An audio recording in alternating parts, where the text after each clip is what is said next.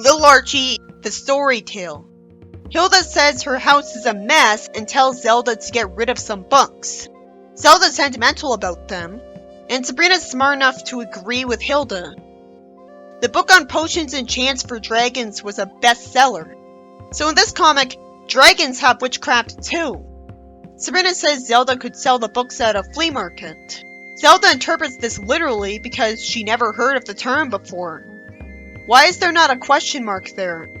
I always wonder how grammar mistakes got past the editing in a professional comic. Zelda uses magic to give the books legs to walk them to the flea market.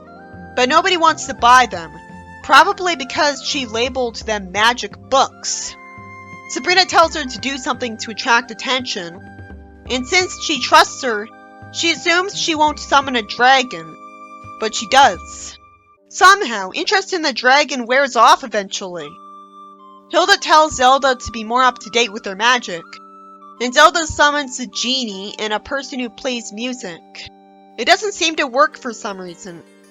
And Sabrina says that she's got to play punk rock and disco music. And conveniently, the people she summoned know how to play that music. Because she's a witch. And it gets magic tapped into people to find out how to play punk music and stuff. And thankfully, after the crowd wants to dance to it, Sabrina's aunts enjoy it. They start selling the old books, but then the music stops because Beanie, Zamar, and the dragon had to go with their books. Why? It cuts ahead in time instead of explaining if they sold most of the books or not. At first I assumed they barely got to sell any of them because right after Hilda said they were selling their books successfully, they lost the dragon and stuff. The next day, Zelda looks sad. Hilda says they could cheer up with a party, and she parties with not only the dragon and genie, but all of the books she sold.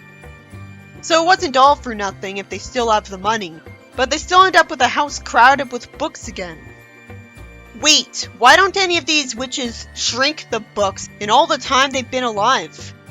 This story is about Hilda thinking her house is overcrowded with Zelda's books and Zelda selling them at a flea market. She casually summons people with magic to get people's attention, getting the books sold instead of getting everyone to run away terrified. I have to assume that part of the spell that summoned the dragon and so on was also brainwashing the crowd into not wanting to run away scared of her, but instead buy some books. But the story ends with Zelda getting all the books back anyways. Little Archie, issue 138. A giant dinner. Zelda says she's preparing a real feast for Thanksgiving. Beans. Because she started to be opposed to eating turkeys because how the turkeys feel about that. They wouldn't feel anything because live ones aren't aware that we're eating any of them and the ones in our plates aren't aware of anything. But this is the same reasoning vegetarians have, so it's realistic of her. It's just confusing if she's not against eating all meat then. Even then, if she uses magic to summon turkey meat, there's nothing wrong with eating it, because it never used to be a living turkey, so she doesn't have an excuse. She's thankfully gonna think to use magic to make the beans tasty. Sabrina smartly tells her to make them big too. Of course, they shouldn't be too big, but they could handle it. They're witches. Zelda says they should watch TV while the beans cook, and a beanstalk grows to lift the house into the air. Conveniently without the house toppling over and falling from the sky. They get thrown into the air and hear a noise, causing them to leave the house and conveniently see that they still have their front yard. But it's got big versions of desserts on it for some reason. Is this a dream? Hilda assumes it's an amusement park for no reason, and they see a house that looks like a giant burger. It must belong to a witch. Who else in the Sabrina universe would want to live in the sky and not get caught? For no apparent reason, the giant looks like Jughead. The story lost me there. Why would he say fee fi fo fum? That didn't make sense in the story it was ripping off either. And if Jughead was a warlock and he knew about it, then he would probably be really fat, be doing nothing but eating. He wants to eat them just because he's Jughead. Zelda uses magic to fly her and her family away from him on a broom, and he doesn't even react to the magic. They dive down the beanstalk and crash.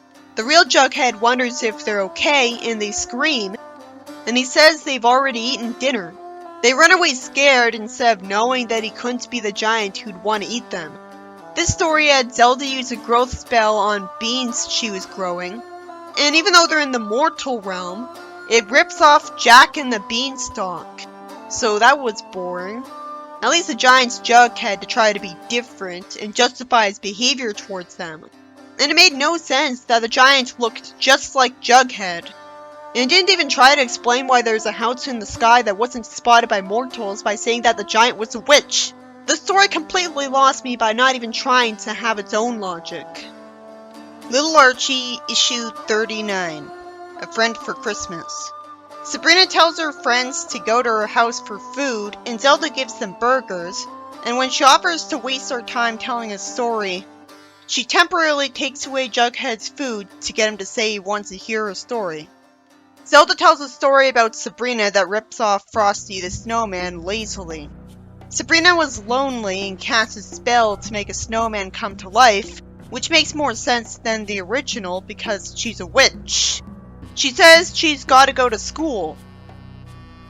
And since Sabrina looks sad when eats an ice cream cone, I have to just assume that the reason she doesn't like eating ice cream and a cherry soda is that she had to pay for it.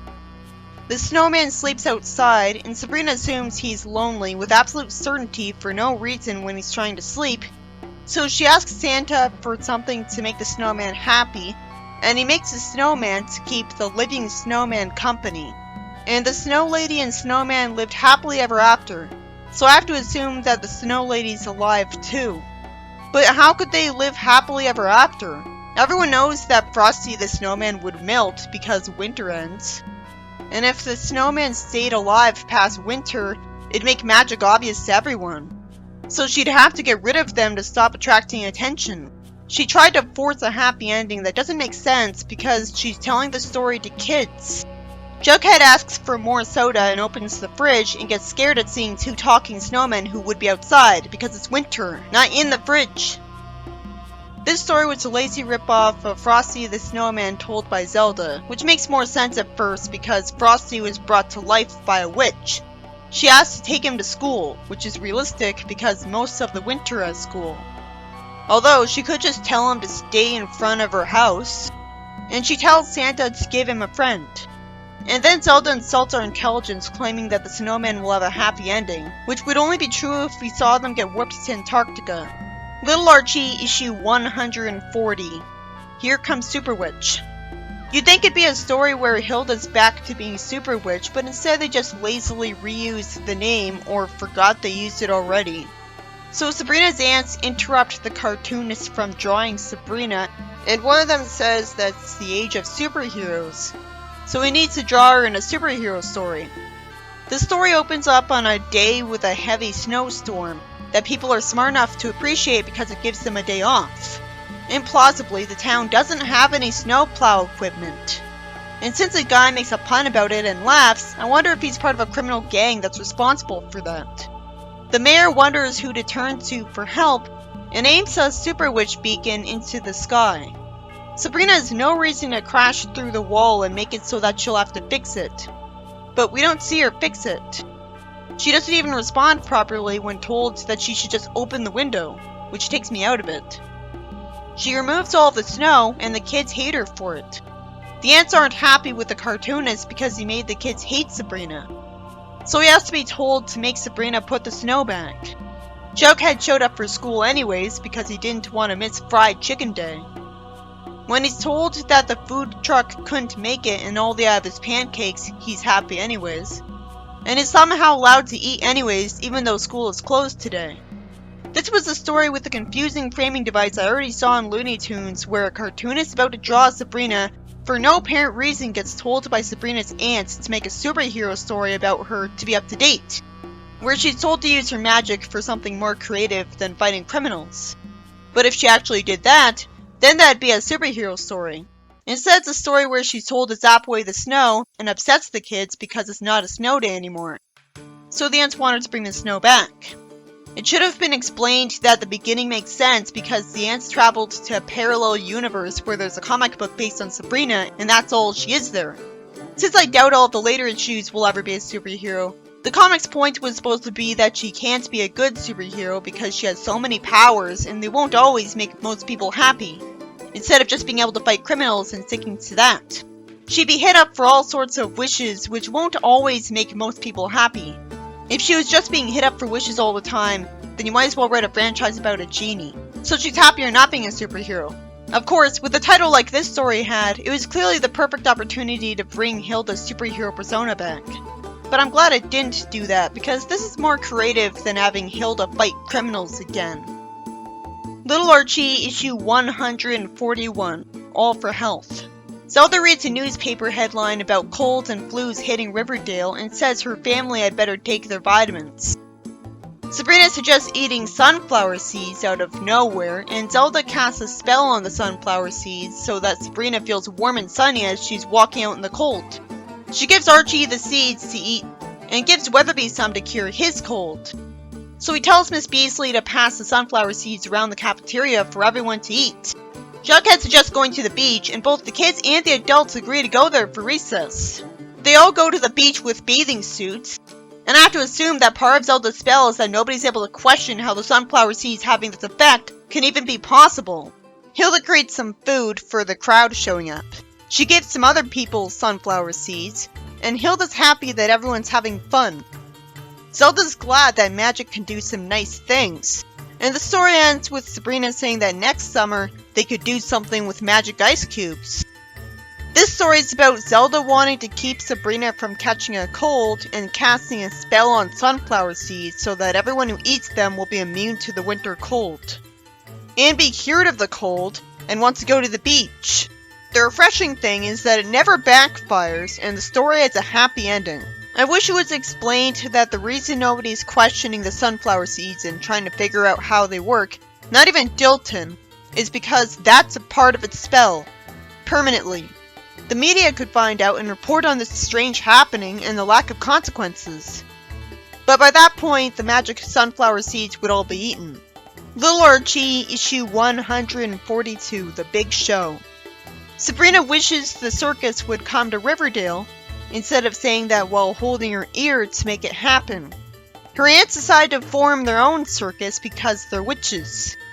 Sabrina says Jughead could be a clown, Reggie could be the ringmaster because he's chatty, and Sabrina recklessly considers having Hilda and Zelda reveal their powers for a magic show in the circus.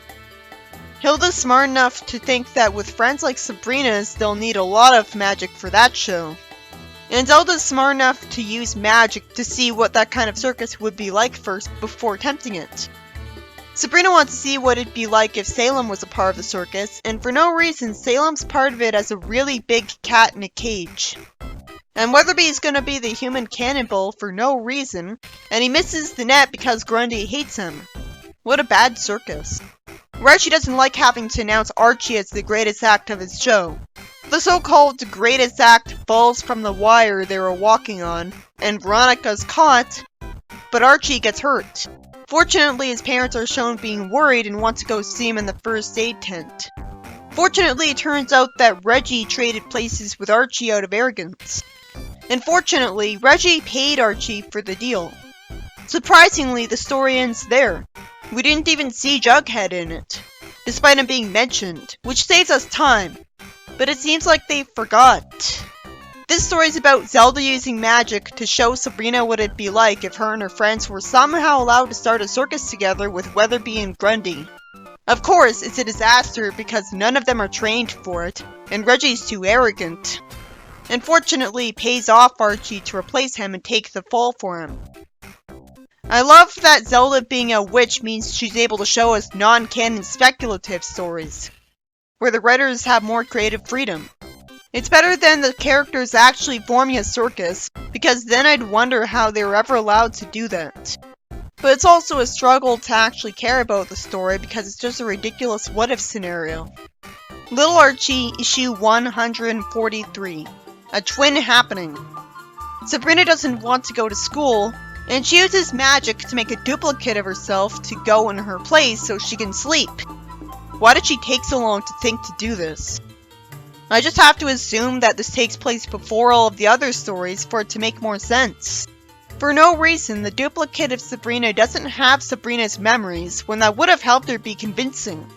So she says, "That must be little Archie," and says that he and Reggie are cute. Too bad we don't see Archie thank her or even react. And Reggie is confused and says he already knows that. Sabrina casts a spell to make the boys fall for her, which of course gets Betty and Veronica jealous. But all she'd have to do is cast a spell to make them okay with it. Why doesn't she do that? She's already gone a step too far. Grundy can't teach the boys because Sabrina's got all their attention. So that sucks. The real Sabrina fortunately decides that she's ready to go to school now, when it could have been a lot more likely that she'd stay home all day. She tells Zelda that she just used magic so she could sleep late.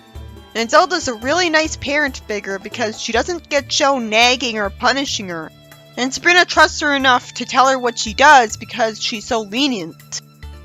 Sabrina casually tells the duplicate she can go home now in front of her friends, not caring about revealing magic to them. She knows how to erase memories by now, so that makes sense. The duplicate tells her to get lost because she likes it here, and Sabrina's stupid by telling her ahead of time that she's gonna use magic, which warns the clone to use magic as well. The clone could have just used magic on her right away. Sabrina gets warped back home, and Zelda scolds her that she abused her magic, so she used her power to start the day over again for her. Unfortunately, the story ends with Sabrina smiling. Zelda might have saved her life doing that. This story was about explaining why Sabrina doesn't just send a clone of hers to school every day. Since the clone doesn't have her memories, it could have backfired the realistic way by her having to take a test or do an assignment she's clueless about.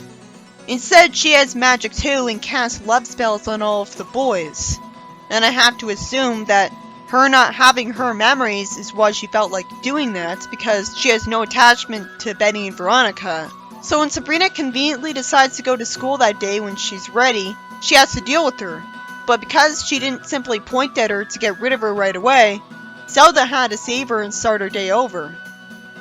While it made sense at first that a duplicate of Sabrina would have her powers because she's like Sabrina, there was no reason for her to let her clone have powers too, that I guess she got from stealing magic from potions in her house.